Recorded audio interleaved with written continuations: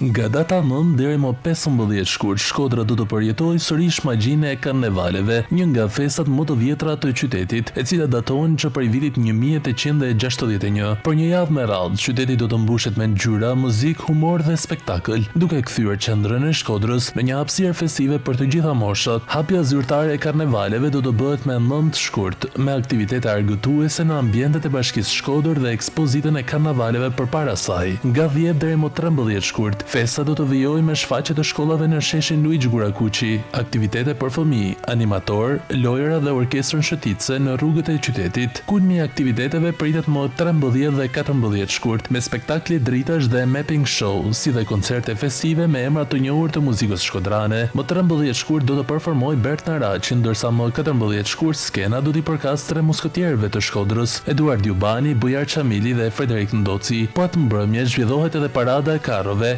Karnevali 2026, një nga momentet më të veçanta të festës. Karnevali do të përmbyllen më 15 shkurt me paradën e madhe festive, që nis nga sheshi Luigi Gurakuqi dhe me ritualin simbolik të djegjes së dordolecit, një traditë që shënon fundin e festës dhe përcjelljen e dimrit. Me një program të pasur artistik dhe kulturor, Karnevalet e Shkodrës 2026 rikthejnë shpirtin e gëzimit dhe trashëgimisë, duke kthyer qytetin në epicendrën e festës dhe traditës shqiptare.